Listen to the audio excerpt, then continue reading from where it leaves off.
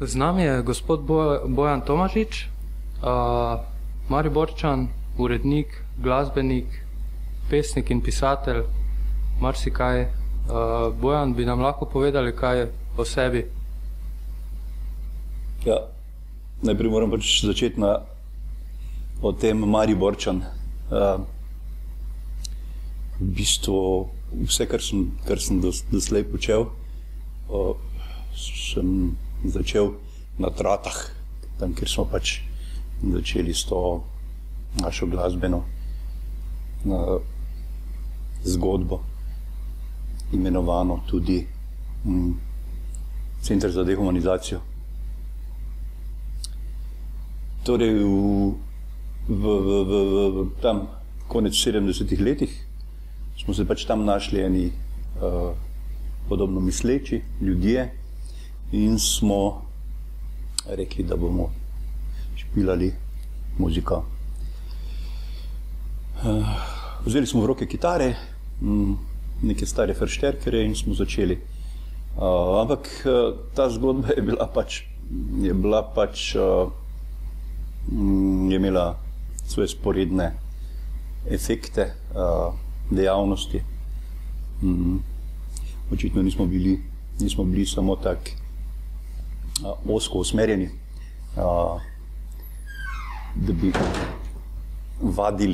da bi vadili samo kitaro, ampak smo počeli še mnoge druge zadeve. In potem je pa zadeva rasla in dobila, zdaj, ko gledam nazaj, kar zanimive razsežnosti.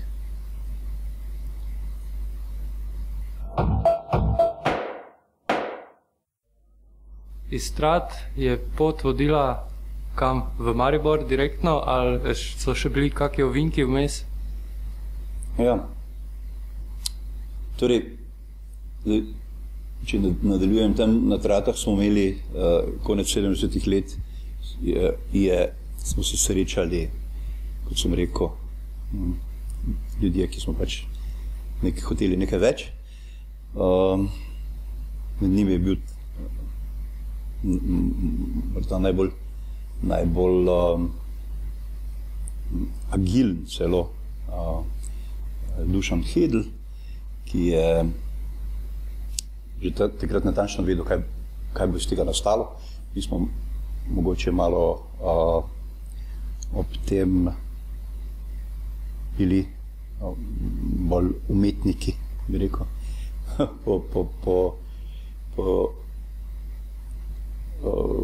po tem pač, da ne delaš prevelikih načrtov, kaj bo iz tega nastalo, ampak uživaš v tistem, kar pač počneš. In takrat je Dušan ustanovil Masaker, jaz sem imel butle in potem je bil tam tisti klub, v katerem se pač dogajajo štajerski punk ali slovenski punk, ki dobil široke razsežnosti. Zanimivo je pač, da je to reč, recimo, to je poznana zadeva. Rajko Muršič opisal v 3 ali 4 knjigah, drugim tudi v doktorski disertaciji. Šlo je za en fenomen, ki punka na vasi, ker pač v Mariboru, v mestu takrat to ni bilo mogoče. Ja, mi smo bili takrat, pot je od tam vodila direkt pač v Ljubljano, mimo Maribora, ker se nam je v tistem cajtu pač zdelo vzdušje, pa vse tisto, kar se je dogajalo v Ljubljani, bliže kot tisto, kar je bilo v Maribori. In ja, seveda, zanimivo, da ko zdaj gledamo, dogajalo se na vasi, Maribor nam je bil premalo, kasneje tudi mogoče Ljubljana. Ampak ja, pot je potem vodila v Ljubljano, kjer sem študiral. In od tam v enem takem obdobju, kjer je bilo veliko aktivizma, ker se je dogajalo non-stop, ker so bili koncerti, kar je mene najbolj zanimalo, vedno polni, ker je v zraku bila nujnost po nekih spremembah, po tem, da se neki ukovi ali pa karkoli tistega, kar utesnjuje, preseže. To je bilo tako obdobje res sladke ustvarjalnosti, v kateri se mogoče tudi mi takrat, ko nismo vedeli, kakšne posledice bi lahko imelo, pa bo imelo. V bistvu sproti smo delali pač tisto, kar nas je veselilo, kar smo znali, odkrivali smo novo, in to na vseh področjih, v muziki, literaturi, odnosu do sveta in tako naprej. Ja, potem je pot pač peljala v Ljubljano, ker je bilo takrat za nas, mislim, da izjemnega pomena, glede na pač reakcije v tistem našem okolju ozkem, kjer so se tisti, ki so skrbeli za politično in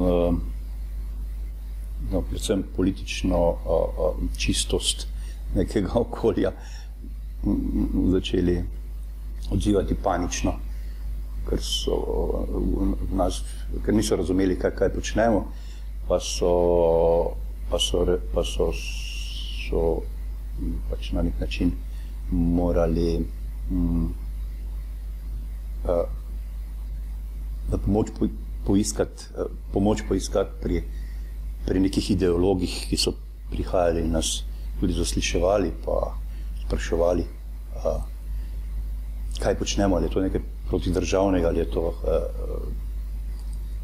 to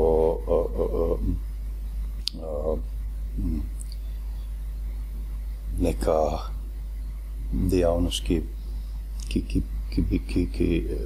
torej rušilna dejavnost, je to, smo mi nekoga drugega poslani, ne vem, tisoč nekih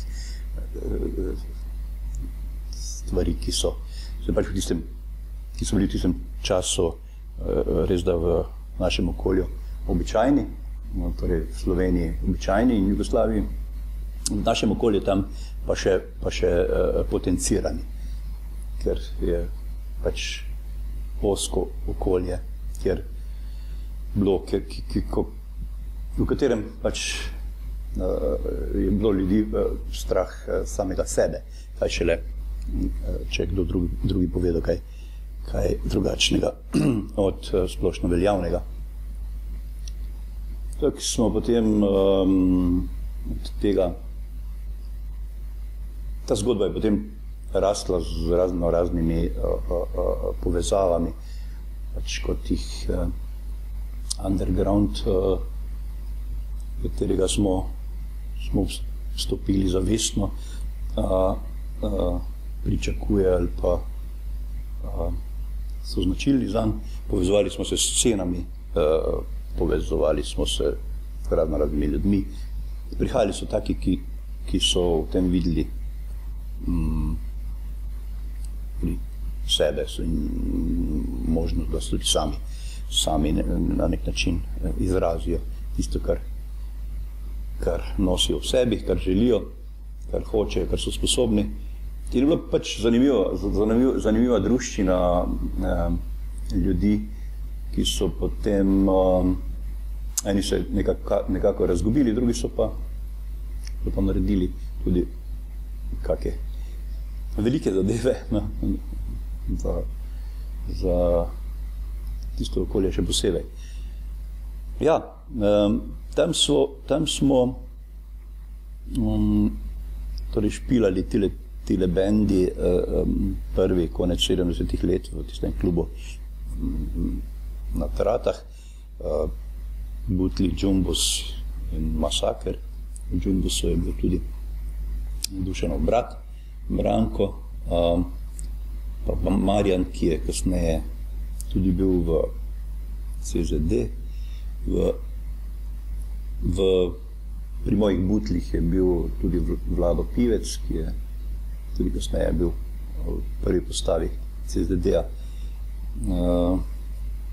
Zanimivo, kar se meni pač zanimivo zdi, je to, da je eno tako,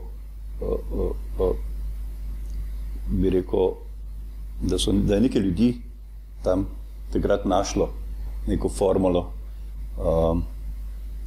ki ni bila povzeta, to je bila originalna zadeva. Četudi se je punk recimo dogajal v Angliji in Ameriki, pa nastajal v Sloveniji, je ta naša zgodba bila povsem originalna, ker je bila že v osnovi nastavljena tako, kot so pač, kot smo mi razmišljali, kot smo mi živeli v tistem okolju, pa kot smo mi gledali na vse to okrog nas.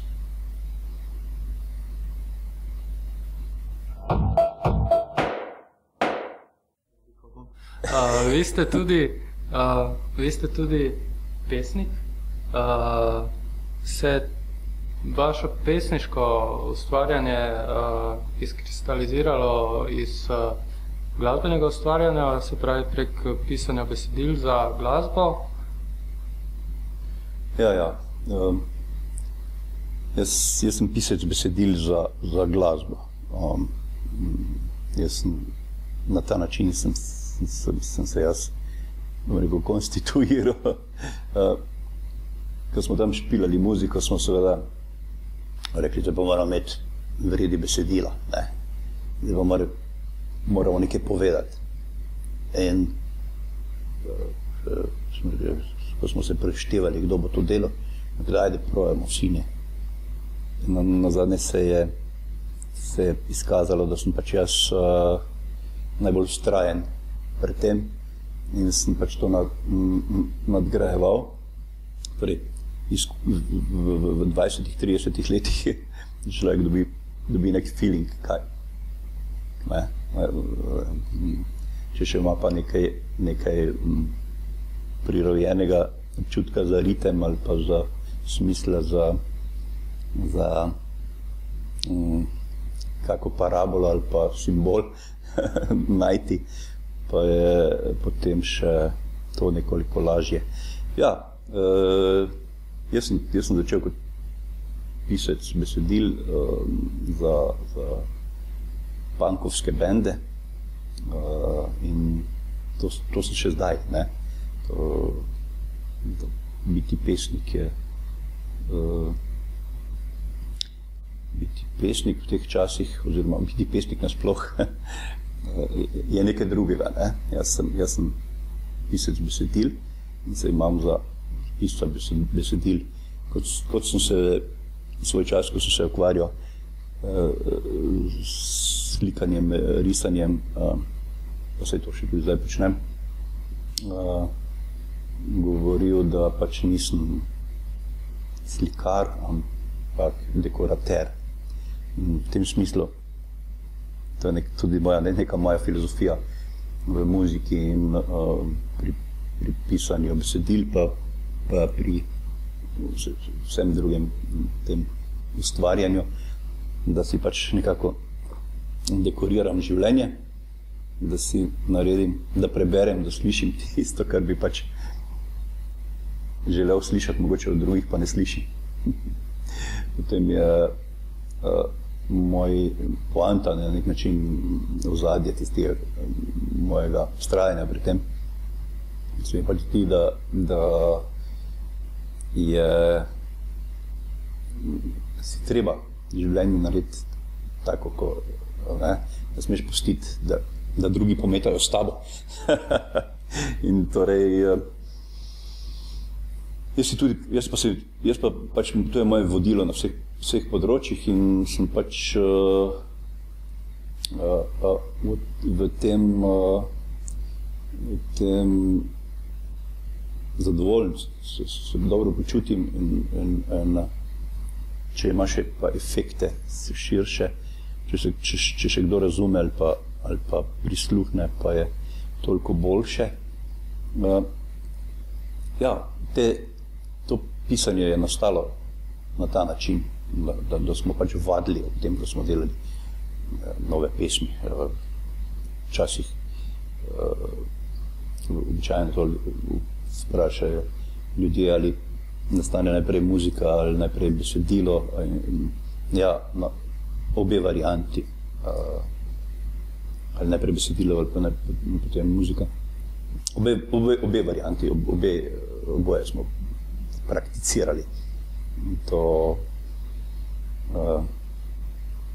ja, bom pa še enkrat rekel, jaz sem pisec, ki prilagaja besede muziki. Torej, to zlitje poskušam pač tako doseči, da dam muziki, glasbi pač tisto osrednjo vlogo nekega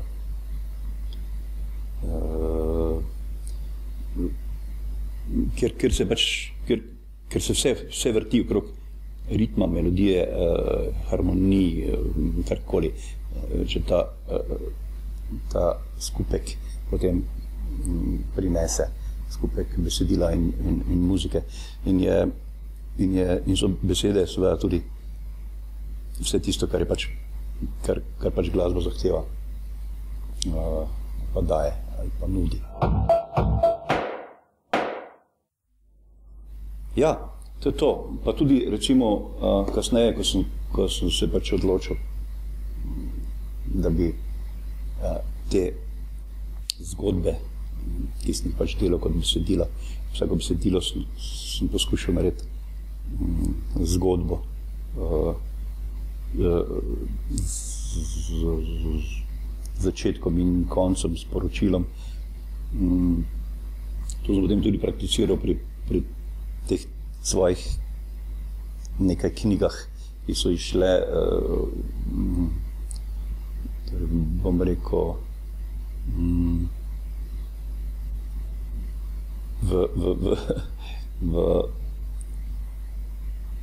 torej, sem človek, ki ne da pogosto kaj od sebe obsežnega, ampak vendarle 94. leta, ko sem rekel, da bomo pa napisali knjigo,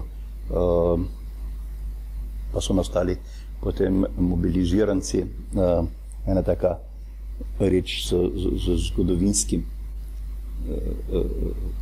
ozadjem, kjer je poanta bila v tem, da so pač ti ljudje, da sem pustil ljudem govoriti, da sem rekel,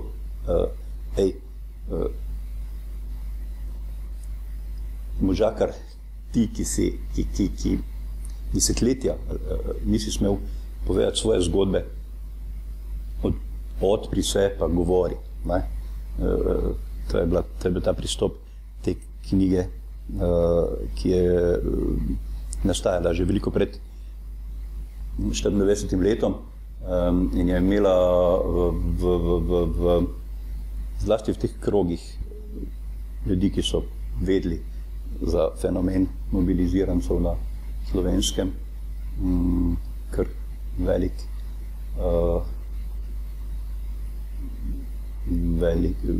pomen, dobro je delovala na tisto sceno in tudi širše. Zgodovinarji so se ukvarjali s tem. Potem se po tisti knjigi se je pojavilo še 4-5 knjig, ko so se ljudje spomnili, to je bilo na Slovenskem. Tam v letih vojne, ko je bila Slovenija priključena nemškemu rajhu, so prišli, pa so mlade ljudi odpeljali nekam na neko fronto. In potem so se ti mladi ljudje, kjer so preživeli, vrnili nazaj, prišli so domov in tu doživljali zaslišanja in vse to, ker so pač bili v nemški vojski, da niso neki gestapovski agenti in tak naprej. Ta fenomen se mi zdel zanimiv za obelodaniti na ta način, torej da daš človeku možnost, da reče, pove, izrazi tisto. Drugi so se ukvarjali s temi ostalimi rečmi, ki jih pač zgodovinarji so morali ali pa še bodo morali predelati že s tem. Druga knjiga, ki sem se jo lotil, pa mi je mogoče celo najbolj pri srcu, so kratke zgodbe Konjska zarota.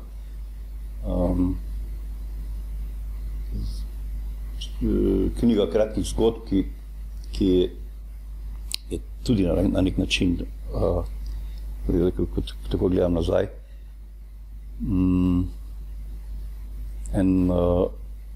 nastala vsaj zame v čisto pravem času. In tudi efekt je imela podoben, kot sem zdaj pač rekel. Gre pač za nek odnos.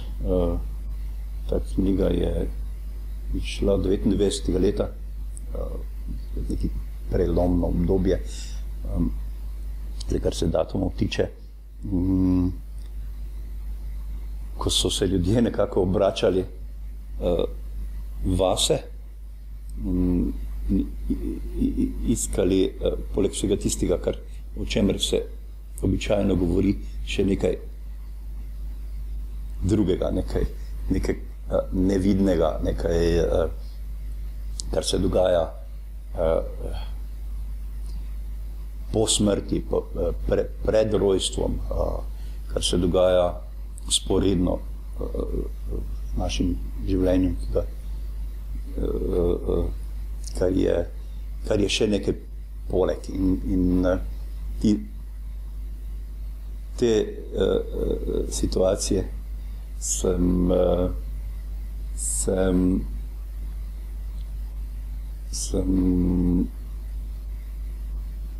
torej, in v teh zgodbicah, kratkih zgodbicah, nastopajo ljudje, navadni, običajni ljudje, tisti, taki, kot smo pač mi, ki na nek način tipamo, živimo, iščemo globine v tem življenju na ene, mogoče za nekatere tudi zelo bizarne ali pa smešne načine. Tudi ko gre za, recimo, za smrt, za nesreče ali karkoli drugega. Ta reč se mi zdi, že danes, ko sem malo polistal po knjigi, se mi zdelo, da je na nek način bila v pravem času napisana in brez odvečnih besed. Tak je bilo, kot da bi zdaj nekdo, kot da bi zdaj hotel pripovedovati zgodbo o Karančovem Ivanu, ki se mu je to pa to zgodilo, ko je zalotil svojo ženo z enim drugim in tako naprej. V bistvu ni pomembno samo tisto, kar je on videl. Pomembno je tisto, kar se je v njemu ali pa nad njim, pod njim dogajalo, kaj je bilo še poleg, kaj je on razmišljal, kaj je on čutil. Ni prvenstveno, če nekaj pri teh razmišljanjih oziroma pri teh mojih pisnih akrobacijah gre, torej iskal sem nekaj še več, ampak to povedano s čim manj besedami. No, in še tretja knjiga, ki sem jo, ta pa je išla 2009, je pa Vonj ljubezni, nekako mariborska knjiga, knjiga tega čisto urbanega okolja, kolikor pač Maribor je urbano okolje, s čisto osebno zgodbo človeka po 40. letu, ki se išče, tako kot se je pač v tistem predkriznem obdobju iskal ta čas, ki smo ga mi pač živeli torej, veliko iskanja, pa malo najdenega, bi rekel, če tudi vsaka situacija pač pomeni pomembno izkušnjo za človeka. V tem smislu je bila ta knjiga tudi, se mi zdi, zadetek žebljice na glavico, ker je na nek način dala slutiti tisto, kar se nam zdaj dogaja. Torej, čudno obdobje kaosa pri enem človeku, simbolno seveda, pomeni nekega kaosa v družbi, ki je, če že omenjam kaos, moram še to reči. Jaz jemljem soživljenje za pač na ta način, kot je pač organizirano v zdajšnjem obdobju, kot neko urejanje pač kaosa, res da sam se veliko razprašujem, zakaj ta kaos sploh urejamo na ta način, da delamo še večji kaos ali drugačen kaos. Če mogoče malo nerazumljivo, ampak hočem reči, jaz nimam nič proti tistemu naravnemu kaosu in sem pa proti temu, da se ta kaos preveč urejuje ali pa da se urejuje na ta način, da dobimo nenaravni kaos. In v tej knjigi Vonj ljubezni sem pač skušal preko teh junakov, ki nastopajo v njej, povedati to zgodbo, to poanto, da ni dobro vedno biti povsem urejen ali pa se prepustiti, da te drugi urejajo. Da ni dobro, če si rečemo, da ne bomo iskali, da bomo šli, da se bomo pač predali tistemu, kar nas pač drugi potisnejo, ali pa sistem. In še ta reč je bila zgodba te nekako zamegljeno ali megleno okolje mariborsko, ki je bila tudi lepa parabla, poanta, lep simbol nekakšnega predkriznega časa, torej časa, ko se je nekaj čakalo, ko se je dogajalo, pa smo mislili, da je to ok, pa to očitno ni bilo. Ne? Kriza, torej stal sem na nek način oziroma ti junaki so stali pred vrati krize, pa se tega niso zavedali. Ampak so imeli sami taki kaos, da so vedeli, da se ve pač nekaj, da bi moralo nekaj počiti. Vi ste tudi urednik 7 dnija, enega največjih slovenskih tednikov, po izobrazbi novinar. Se čutite v tej vlogi kot nekoga odgovornega, ki mora komentirati na današnjo situacijo, družbeno situacijo? Ja, jaz sem ta hip odgovorni urednik tednika 7 dni pri Večeru. In to je pač najstarejši tednik v tej magazinski obliki, kot so včasih rekli. Tiskani medij, ki ima seveda tudi neke te spletne dodatke, ker danes tiskano, ni več samo tiskano, še nekaj drugega. Ja, novinar ali pa urednik je danes, oziroma je še vedno fajn biti, dobro biti. V bistvu si zapisovalec življenja, komentiraš te reči, pa na nek način lahko poveš ljudem,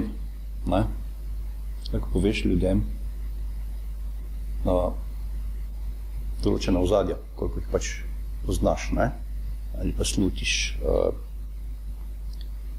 Zdi se mi pomembno poslanstvo, ki je v današnjem času res, da z raznimi stvarmi razvrednoteno, predvsem s komercializacijo tega novinarstva, tega sporočanja, kakor forma nadvlada vsebino, kjer se recimo, kjer te bombardirajo z velikimi, tako imenovanimi velikimi političnimi temami, ker je vse, bi rekel, tako napeto, da bi človek rekel, jutri bo atomska bomba padla, če tudi ni temu tako, ker je pač so nekateri presodili, da mora biti vsaka novica tako bombastična, ker sicer ni novica. Novic je v našem okolju, dobrih novic, pa tudi normalno, je ogromno. In mi se pač v našem časopisu trudimo in predstaviti realno sliko, ne pa delati iz tega neki velik medijski šov. Temu primerno smo seveda tudi potem pozicionirani na trgu. Ampak jaz sem prepričan, da bo prej kot slej, da že kmalu, verjamem, da kmalu, dobila ta neki normalni pogled na realnost, medijski večjo vlogo, primerno vlogo. Tudi v tujini, recimo, ker so pred davnimi leti, recimo v Nemčiji so imeli oziroma imajo Bild pa Express pa take časopise, ki počnejo, ampak za njih so rumene časopise, ampak za njih se ve, da so rumeni. Pri nas pa so veliki mediji, najbolj ki bi najbolj upoštevani, taka mešanca, da ne veš, kam bi jih prištel.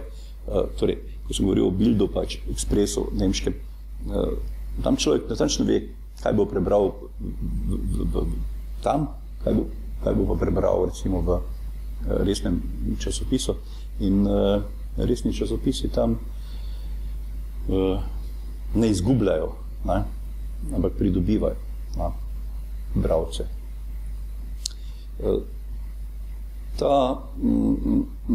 Torej, to delo novinarsko se mi zdi še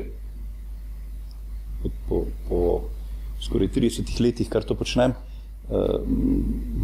še vedno izziv in se mi zdi izjemno pomembno, ker ne samo kot kronist, ampak tudi, kot sem že prej rekel, da se odstre, da se pove, da se pove tisto, kar se v resnici dogaja. Da se neka, se v teh časih dostikrat novica, vest, poanta, kaj zvem, vsega tega, kar se sporoča, tudi zavije, ker so pač mogoče interesi informatorjev taki, ali pa je zadaj interes kapitala, ali so neki lobisti, ali karkoli. Ampak danes novinarji imamo, pa še veliko bolj kot pred leti, orodja, da se to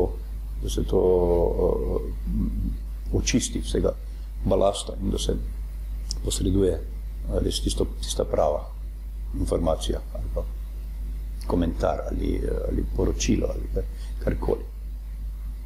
Gospod Bojan Tomažič, hvala lepa za ta pogovor. Hvala.